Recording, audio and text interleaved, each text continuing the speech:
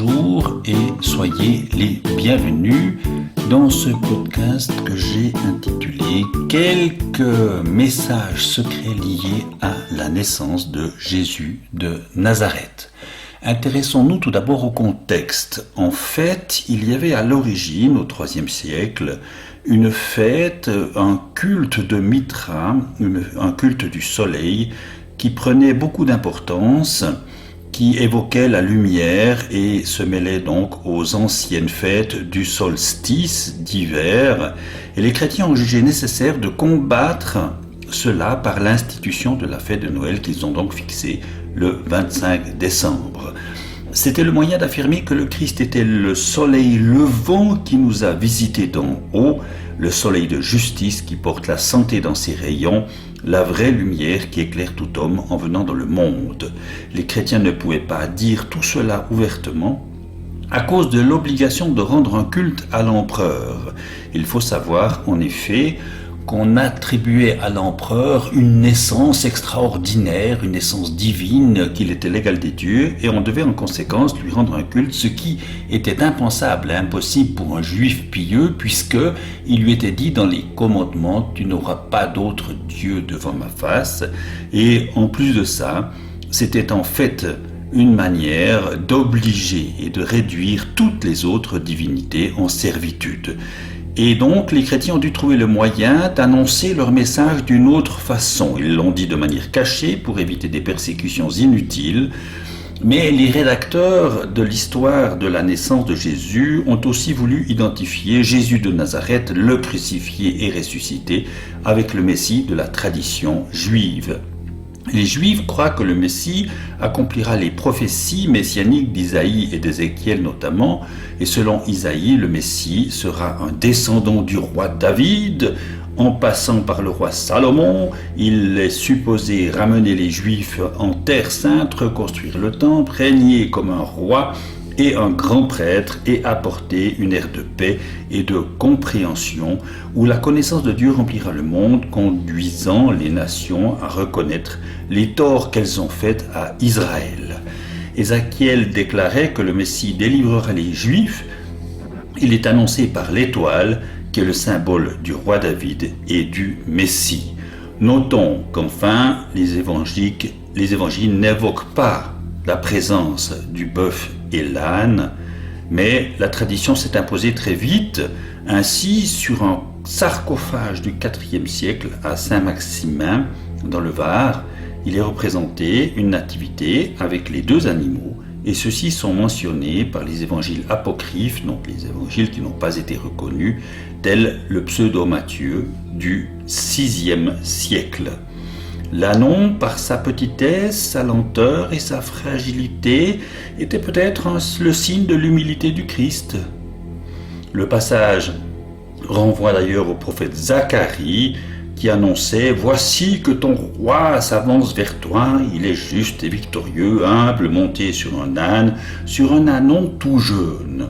L'imagerie typique de la nativité aurait été créée par saint François d'Assise, alors que l'Ancien Testament interdit d'atteler un âne avec un bœuf pour labourer un champ. Certains perçoivent dans la présence conjointe des deux bêtes le symbole de la réconciliation de toutes les créatures, voire des juifs et des païens.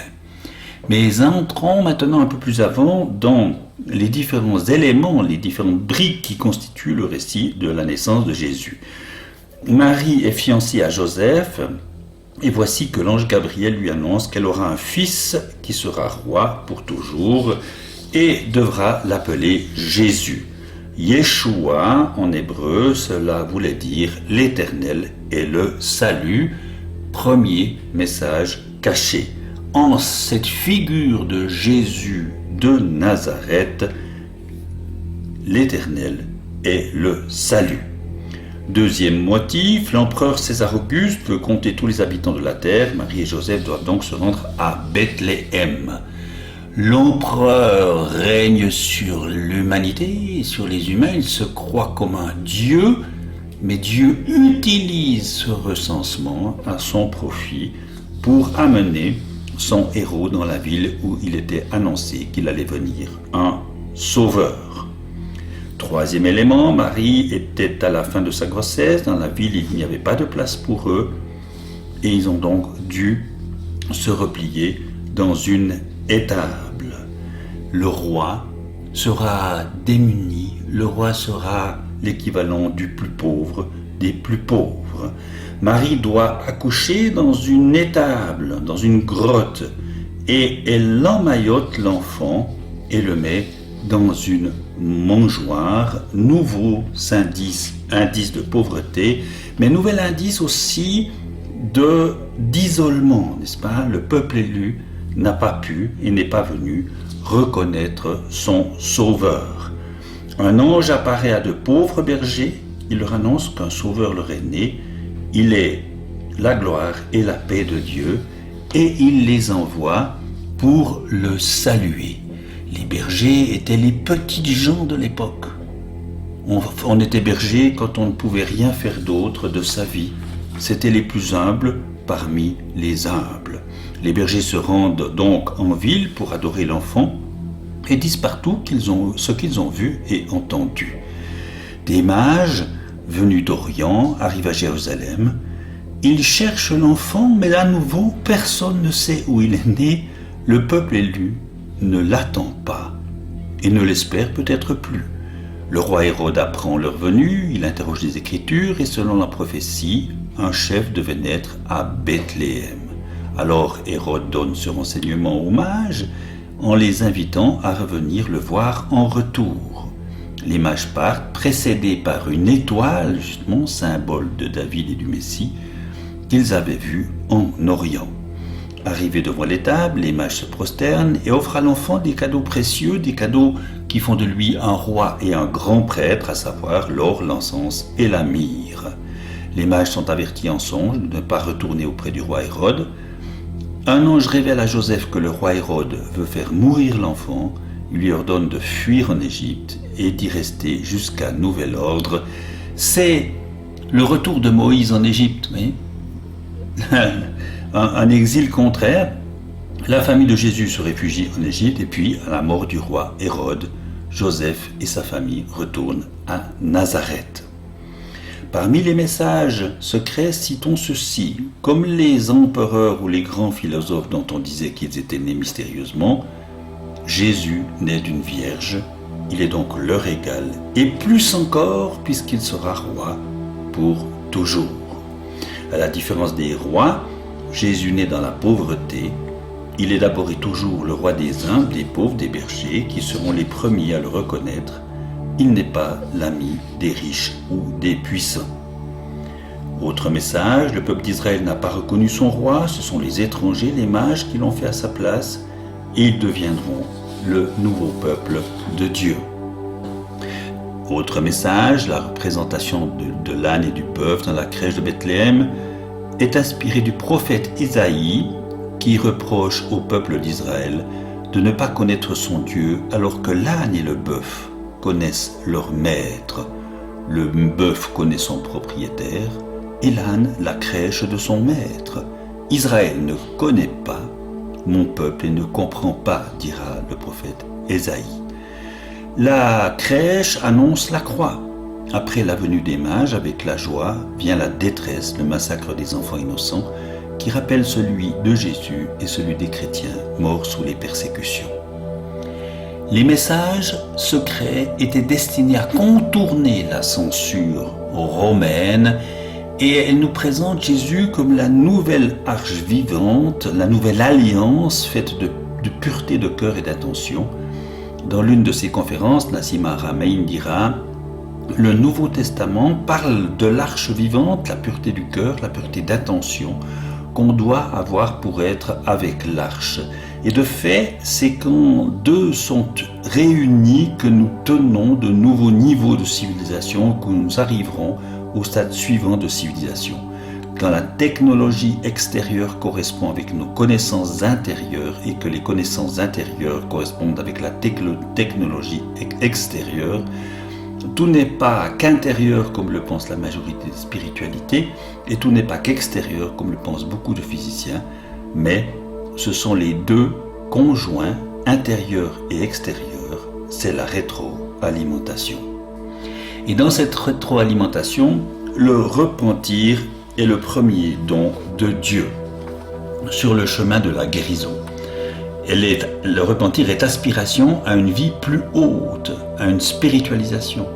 Par lui, la conscience peut s'ouvrir, s'élargir, devenir apte à écouter, accueillir la parole qui convient à la croissance intérieure pour la guérison de notre mental conditionné. La grande rupture avec le monde n'est pas au moment de la mort corporelle, mais au moment où l'homme accepte la réalité de la présence de Dieu dans sa vie.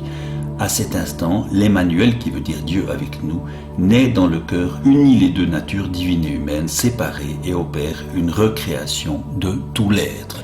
Et c'est bien ce que Jésus est venu illustrer. Nassim Haramein nous invite à pratiquer cette guérison ainsi.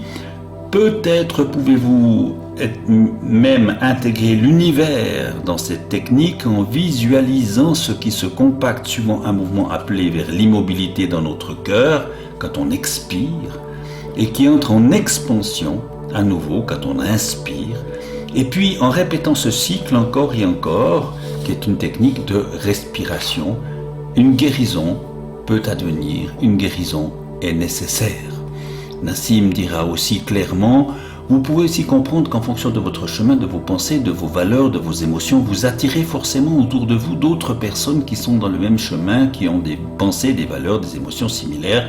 Et ce n'est qu'en décidant de vous soigner que vous soignerez le monde autour de vous, d'abord votre monde immédiat, puis un monde plus large, et ainsi de suite, car c'est une erreur de vouloir guérir le monde des fléaux qui l'habitent, puisqu'en vous concentrant dessus, vous vous y attachez davantage.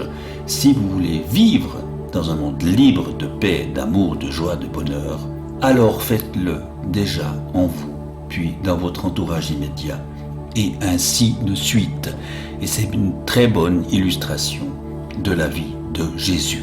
Car, comme le dira Albert Einstein, la vraie religion, c'est de vivre intensément, c'est de vivre avec toute son âme, toute sa bonté et toute sa droiture. De vivre quoi ? Eh bien, l'être est fondamentalement joie en son corps et en son cœur. S'il fait silence, il peut voir comment la création se fait à l'extérieur et à l'intérieur de lui-même. La vie est l'amour s'aimant lui-même, ce qui permet à la forme d'exister, par le corps d'être joie, amour, connaissance, harmonie, etc. Notre choix est bien sûr cause et conséquence de tout, y compris de la santé, de la maladie, un passage de la non-forme à la forme, de l'inconnu au connu, donc un processus créatif continu, toujours déjà accompli, et le résultat de ce que nous choisissons de croire. Il faut donc apprendre à voir ce que nous croyons, dira Laurent Lévy. Et la résonance harmonieuse, le défi suprême en somme, va consister dès lors à réaliser, concevoir et comprendre que nous sommes la vie s'aimant elle-même, un processus continu de création à travers le corps et notre environnement, un consentement lucide et confiant aux aptitudes de notre cerveau moral, par exemple, qui nous permet d'exercer l'empathie, la compassion, le sens de la justice, de la collaboration, le refus de souffrir et de faire souffrir inutilement, ou encore l'altruisme, et aussi en allant vers la singularité du cœur, là où les désirs et les besoins sont apaisés, en connivence avec l'univers, la divine matrice, avec Dieu, dans le calme et la confiance, la gratitude et la complicité notamment. Alors, Noël sera dans notre vie.